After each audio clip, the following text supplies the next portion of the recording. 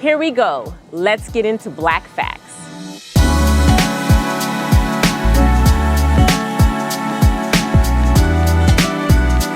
Hello, everyone, and welcome back to another episode of Black Facts. I'm your host, Michelle Christine. Today, we're going to be talking about clean beauty with Dr. Astrid Williams. She has an extensive background in public health. Dr. Williams' experience spans the field of chronic disease and maternal and reproductive health.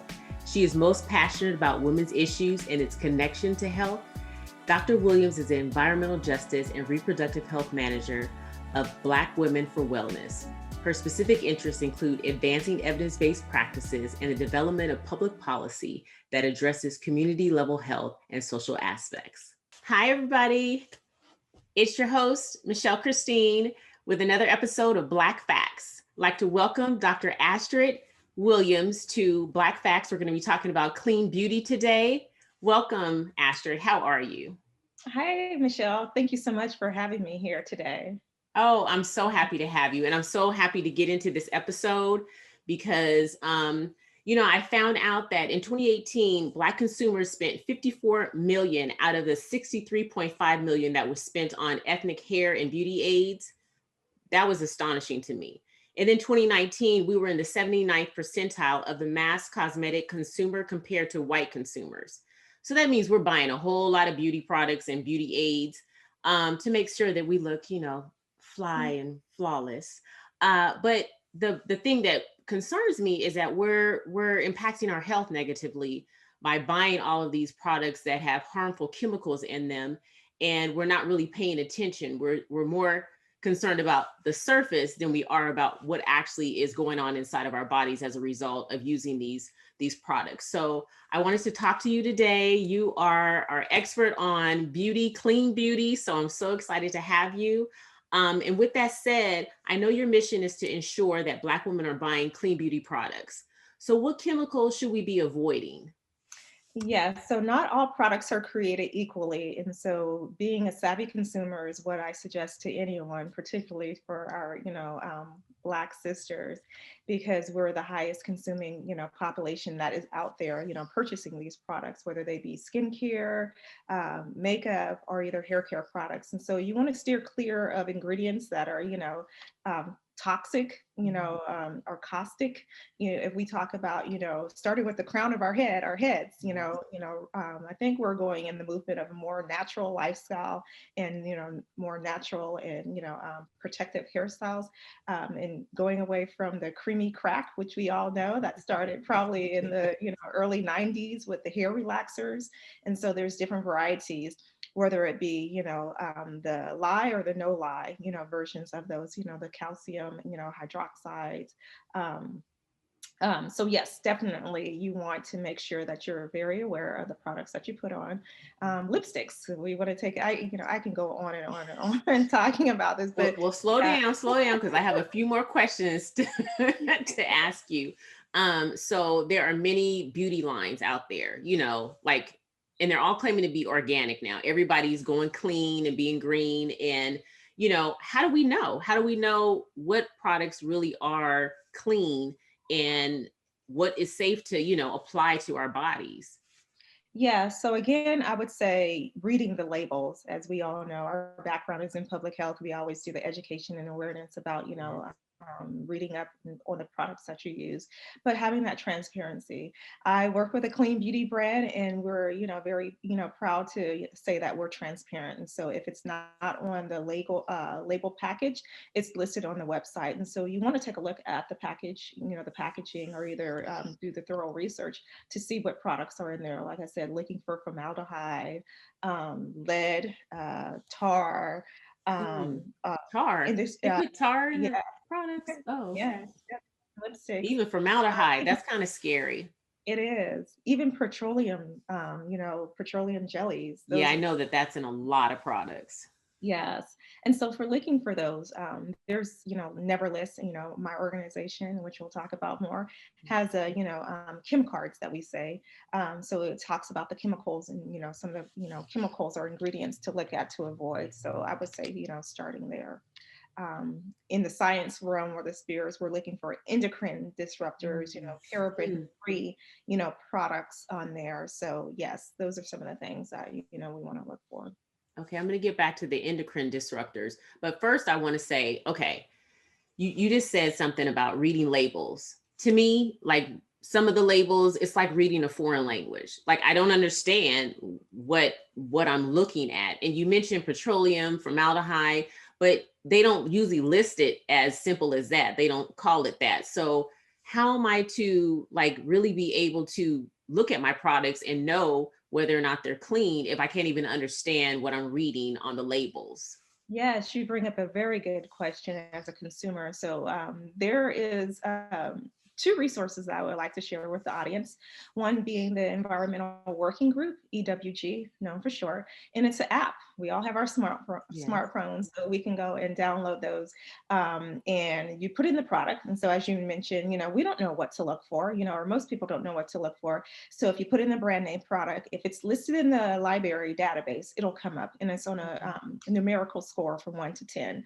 And so ideally you want to be under 5. The best would be, 1 through 3 in terms of the ratings. And it takes it even a step further. It tells you, if it does have, something in there that's of, concern, or, some chemicals in there that are, not the best, it lists those in there. So you can make a decision as a consumer, whether or not that's a product that you want to choose for you and your family. And so that's one, the EWG.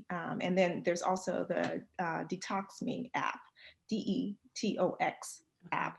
And so you can download that. And as it, suggests, you can, put in products in there to find out, what is the toxicity level or what ingredient in those. And so those make it really, easy or easier, we like to say, for consumers to be able to become more aware and educated about the products that they use. Okay. Okay. Now you just said something about endocrine receptors. Endocrine disruptors. And disruptors. Okay. So can you break that down? Like, what does that mean? Yes, and so our bodies are made up of hormones, and so we secrete those. And so anytime those go awry, with our cells, they are rapidly renewing each other, in the cells as they die off. And so endocrine disruptors, and so they disrupt the system in our body, and they can also be known to lead to to carcinogens and cancer causing properties or chemicals in our body. And so we want to steer clear from things of that nature that can put us at risk for certain chronic diseases. Okay. Wow. You said a lot. So we're talking about our clean beauty products and how to identify what's in them or if they're clean or not. Now let's talk about our hair. Love it. So our hair is our crown, right? Yes. Okay. And I know that there's several stuff that is in the hair products that we put on our head. And now you just kind of got me a little bit nervous when we're talking about, endocrine disruptors and how they lead to, diseases like cancer and different things. So we're already putting stuff on, we're applying this makeup, these lotions and potions on our body that are seeping into our system that could be harmful to us, right? And now the hair. Okay. Yes. I'll just let you get started. The hair, the gels, the wigs, the glue, all that stuff, right? Yes. And so with Black women, we don't feel right if our hair, if we're not looking right, if our hair is not right. And so it's just, so consuming for us, not only skincare, but our hair, as well. And so, I think we're on a phase where hopefully it's not a phase. Hopefully it's something that's, long lasting, where we're moving to more natural hairstyling, getting away from the processed hair. Whether that be, with chemicals, as I mentioned, with the, the relaxers that can be harmful. I mean, if you have children, if you have young girls, just for me, relaxer, I was alarmed to see, how much chemicals are in there and how caustic it is. And we're putting these on young girls' hair, from young ages. And so that's getting into their system. For many years that they have, the many years, like you said, you start them out young with these relaxers and they're doing this for years. Yes. They're putting this harmful stuff into their system for years. unknowingly. And So studies have shown that it can be linked to, breast cancer. And so, just like to note that Black women are not the ones in terms of the rates and data that are, that have the highest rates of breast cancer. However, we do have the highest rates that are dying from it. And studies have shown that it's more, not so much as it's genetic within the Black community, but more environmental in terms of breast cancer research. And so again, wow. that goes back to your environmental exposures. Okay. And you talked about, we talked about creamy crack. Mhm. But for those of us who have not experienced creamy crack, because like I don't relax my hair. Mhm. I wear my hair natural, especially in the last few years. I've just totally, decided to embrace my curls and Yeah. wear my hair natural. But still, the products that, are out there now, everybody is, oh, because it's become, I don't want to say a fad either or a trend, but other people other than us are making products for our natural hair, right?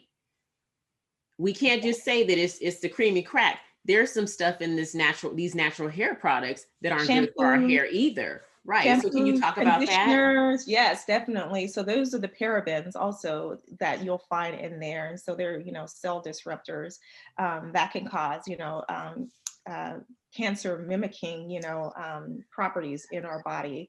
And so you'll find those, in shampoos, conditioners, detanglers, all of those products are in there. And as you mentioned, so a lot of, products now are on the market that I say, clean or organic or, natural, but I would take it a step further because there's greenwashing. And Mm, greenwashing is where, you think that the company put out a claim that the product is clean and natural, but really it isn't. So again, you have to read those, those labels to make sure, because it's not a regulated, which we can get into, yes, that's gonna be my next question. yeah.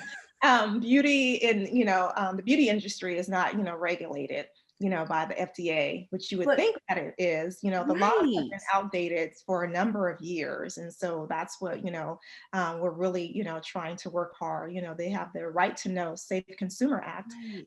that is going into place. Excuse me. And so those are things to protect consumers so that they can know where, some of these, products or the products, what are some of the ingredients in it, because trade secrets have often been, a disclaimer or, way that they can hide as the owner of the company or the producers. They can say, well, these are trade secrets, for our, ingredients, so we don't have to list those. But we're like, no, no, no, no. When it comes to consumer health, Yes.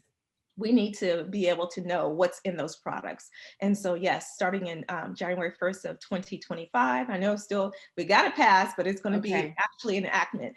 About 24 known toxic or harmful ingredients that, consumers, and also this, I would note that this is in the state of California. So there's still some work to do, but as we know, in California, we're leading the way, for a lot of these health bills. Right. Can you mention the act again? You said it won't go into effect until 2025, but what is the act? Yes, and so that is the Personal Care Safety Products Act. Okay. So that's going to be enacted. That will be allow those that make products to disclose those ingredients that are going to be in those products. Okay. So that's putting some layer of regulation on them then, because that shocked me when I learned that beauty products are not regulated. I was like, how is that possible? So that means you could put, like you said, tar, formaldehyde. You Formaldehyde. could put anything in your products and say it's clean. And like, I'm like, how is that possible? Like, Yeah. how is that legal when you are knowingly basically killing people? Because right, they know these We can get popular onto this. brands that we won't call out, but some of these popular brands that a lot of us have grown up using, and they knowingly are putting these harmful chemicals in their products. And now, like I said, now the new trend is to have everything green and making it green. So then we're like, oh yeah, we got, we can still use our like I said, I won't name them, we can still use our whatever. And now we're healthy, we're organic, right, we're green, when really we're not. Yes, and so that bill is the AB 2762, actually. I want to make that clear. It's the Toxic-Free Cosmetic Act, and that will go into place January 1st of 2025. And it lists out 24 known ingredients to be, harmful to our system. But getting back to your point about the racial injustices, right? Yes. So they're really targeting women of color, particularly within, our communities, since we're the highest consuming, population, and we're, spending all the top dollars, but yet they're not protecting us, from toxins and chemicals. And it's not even it's just blatant, about the disregard for our health. As African American women, Black women, brown women, any minority group that consumes these products. Wow. Okay, so you shared such relevant, important information that we are definitely going to have to break this into a part 1 and part 2. Seriously, like this is going to be a part 1. I know, this is just because there's just so much stuff to unpack and to talk about, and once again, beauty is very important, I think, to all cultures, but specifically since we are the highest consumers of beauty products, it's obviously very, very important to us in the Black community. Thank you, Astrid, for being here today and educating us on what clean beauty really is and the importance of being intentional and reading the ingredients on the products that we're applying in our bodies. Thank you all for tuning in to another episode of Black Facts. We really appreciate it. Thank you to our sponsor, IEHP. Don't forget to take care of yourself and your health, and be sure to like, comment, and subscribe, and follow Black Facts on Instagram and Facebook. Please join me for part 2 of Clean Beauty with Dr. Williams, and make sure you know the facts.